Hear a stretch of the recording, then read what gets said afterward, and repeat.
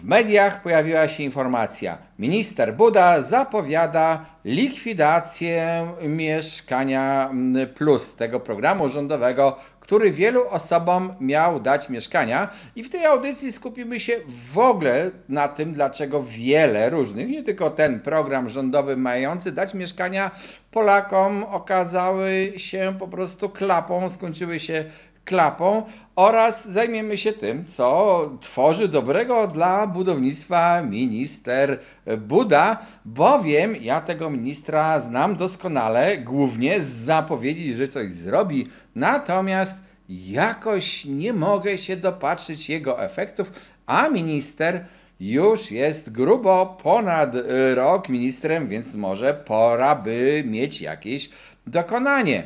Jeżeli interesuje Ciebie rynek nieruchomości, no to oczywiście subskrybuj nasz kanał, pisz nam też w komentarzach, o czym chcesz audycję. Zapraszam do wspierania kanału i do korzystania ze szkoleń na Symen24, gdzie dowiesz się dużo, niezależnie od tego, czy jesteś inwestorem czy pośrednikiem.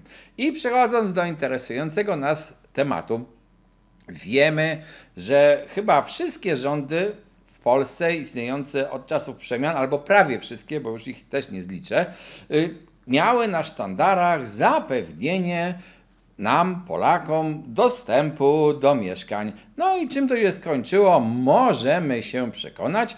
Minister Buda uczciwie przyznaje, że nie uczestniczył w procesie tworzenia Mieszkania Plus, więc po ponad roku bycia ministrem przyszło mu do głowy, że można by ten program zlikwidować, ponieważ on po prostu nie działa i to jest faktycznie, że on nie działa. Skutki tego programu nie są najlepsze. Ale dlaczego w ogóle i jakie były programy i dlaczego one padały? A zaraz też w drugiej części przejdę do tego, co minister Buda nieustannie zapowiada, ale jakoś nie robi. A ja czekam, kiedy on to zrobi. Będę zafascynowany tym, jak on to zrobi. Bo może to wpłynie również na rynek nieruchomości, na ceny nieruchomości i tak dalej, ale na razie spokojnie czekam.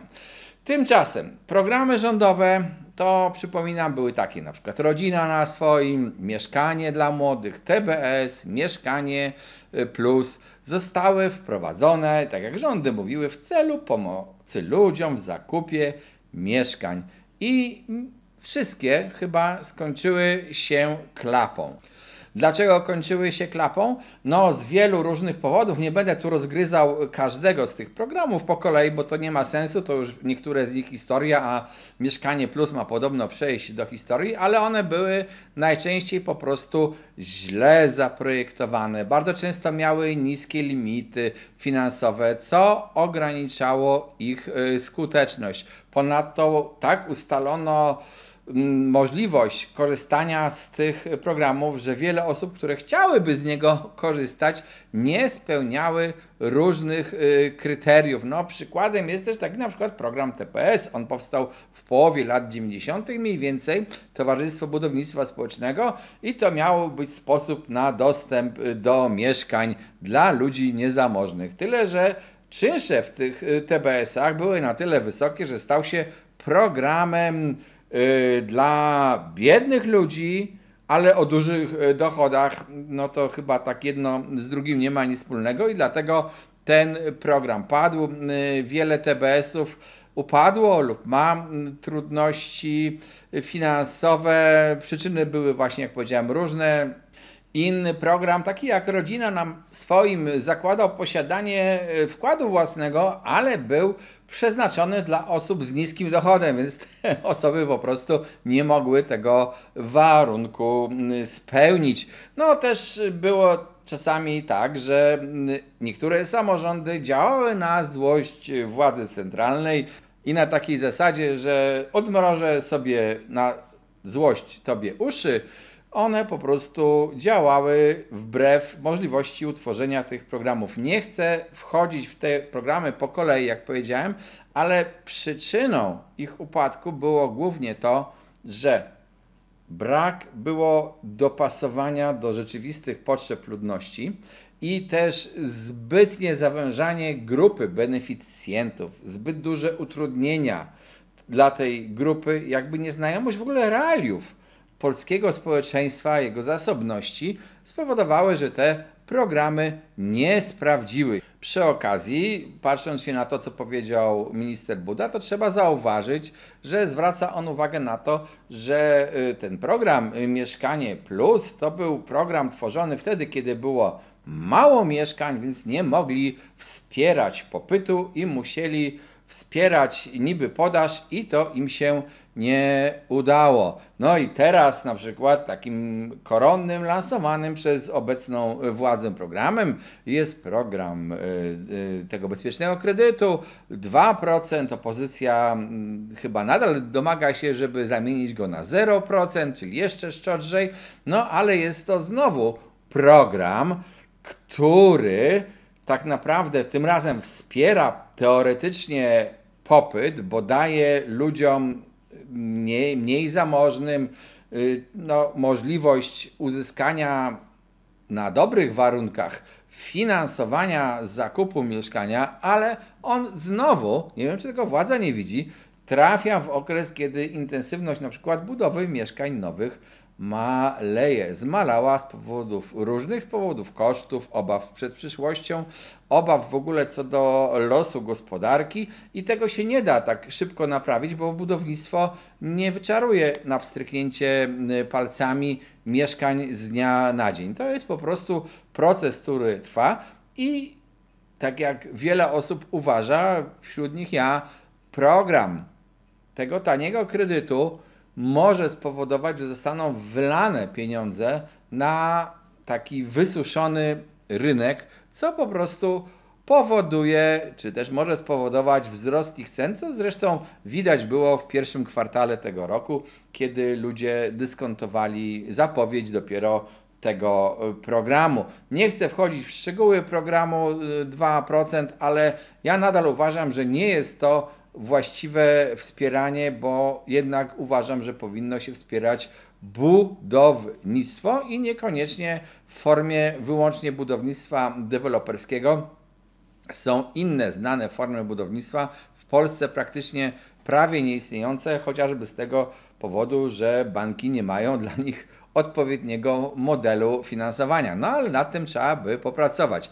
Ale drugi punkt programu. Powiedziałem, że minister Buda jest mistrzem, naprawdę mistrzem zapowiadania, że coś zrobi. I taką zapowiedzią jest na przykład zapowiedź, że uwaga, ostatnia wersja tej zapowiedzi brzmi tak. Jeżeli ktoś w jednej inwestycji kupi 6. mieszkanie, to zostanie ten jego zakup obciążony ekstra podatkiem. No to co masz zrobić, jeżeli chcesz kupić 10 mieszkań? Jak to obejść? Jeszcze nie wiesz? Może kup w 2 inwestycjach albo w 3.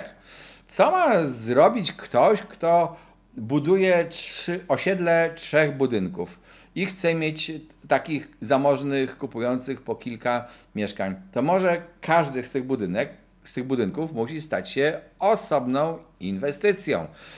Sposobów obejścia tego ograniczenia będzie wiele, można je wymyślać i w zasadzie nie wiem, czemu to ma służyć. No, według zapowiedzi ministra to ma zwalczyć spekulacje mieszkaniami i tych złych spekulantów, którzy kupując mieszkania w celach spekulacyjnych albo inwestycyjnych, jak to woli nazwę, którzy tak robią i przez to zabierają mieszkania potrzebującym. Może idea jest słuszna, nie chcę dyskutować o tym, czy jest słuszna, czy nie, ale to zapowiadane jej wykonanie, a przynajmniej zapowiedź tego, co to ma być, na razie na słuszne nie wygląda, a dodam, że ta zapowiedź, to ja ją słyszę chyba od prawie roku. Pamiętam, minister Sasin kiedyś o tym jeszcze opowiadał w połowie 2022. No i patrzę, czekam i nie widzę. Minister Buda zapowiedział to, że będziecie mogli zbudować dom jednorodzinny o dowolnej powierzchni bez pozwolenia na budowę. Super. Tyle, że takie prawo macie już od wielu lat i widocznie minister Buda nie do końca zna polskie przepisy, prawo budowlane. Szkoda, od razu Wam mówię, naprawdę możecie taki dom zbudować, sprawdźcie sobie to, co jest w prawie budowlanym, ale może minister miał na myśli jakieś kolejne ułatwienia, nie wiem, czekamy. Czekam też na to, aż minister obudzi się i na przykład wyjaśni mi albo zauważy, że jeżeli ja chciałbym podzielić swoją działkę budowlaną na 3 części i każdą z tych części darować swojemu dziecku, żeby tam zbudowało sobie dom, to ja będę musiał zapłacić opłatę adiacencką od 30%, wynoszącą do 30% wzrostu wartości tych nieruchomości z tytułu jej podziału na części. Za co? Co ta władza dla mnie zrobiła, że ja mogę tę działkę nagle podzielić? Proszę mi na to odpowiedzieć.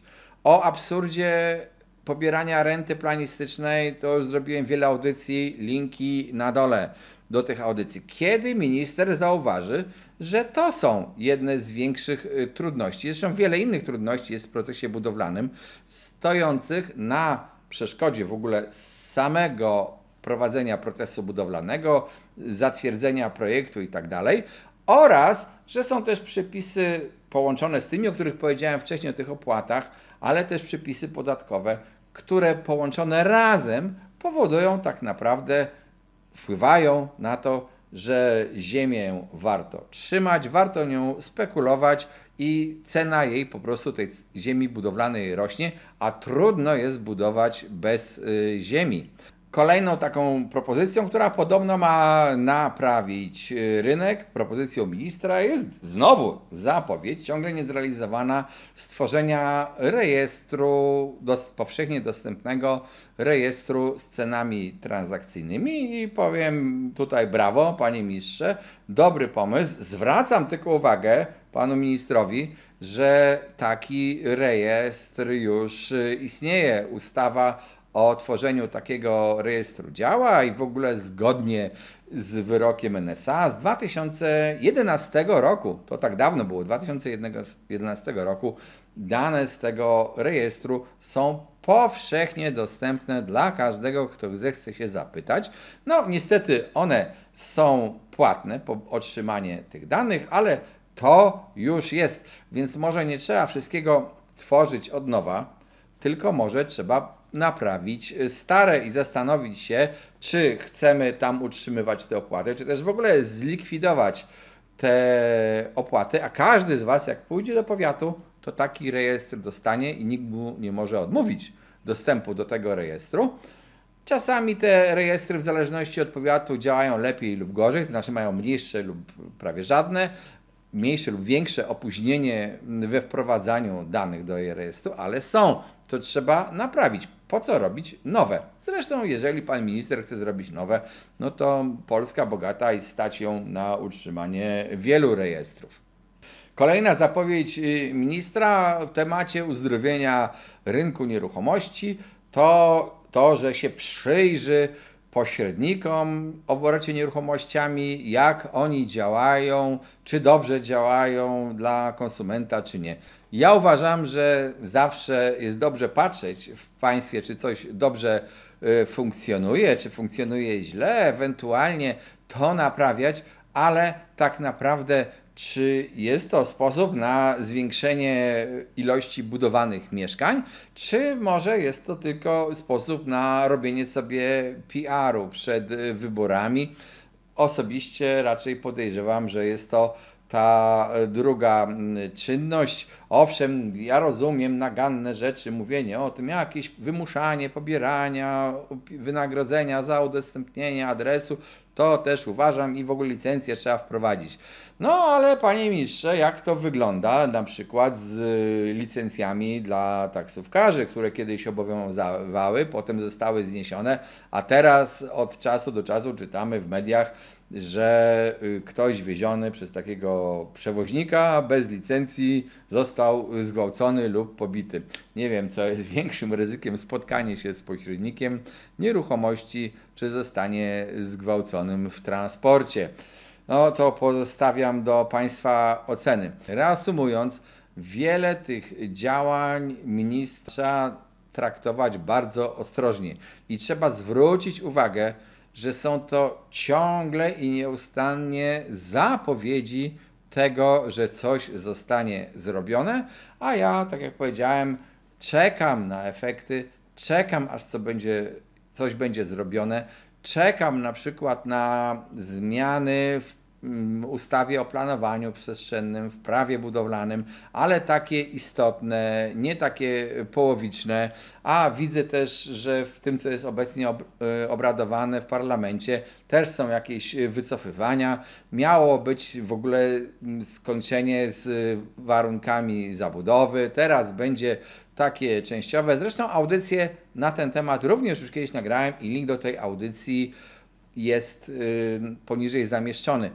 Niektóre te propozycje ministra są słuszne. Niektóre działania jego są słuszne. To nie jest tak, że ja całkowicie krytykuję pana ministra Budę. Nieprawda. Ja uważam, że niektóre działania ma słuszne, ale często on pozostaje w pół drogi z wykonaniem, a część to po prostu takie działania, których zapowiedzi widzimy i nic się z nimi nie dzieje, co chyba niedobrze świadczy o polityku, który tylko zapowiada, a nic nie realizuje. Jeżeli interesuje Ciebie rynek nieruchomości, inwestowanie na tym rynku, subskrybuj ten kanał, pisz nam w komentarzach, o czym chcesz usłyszeć.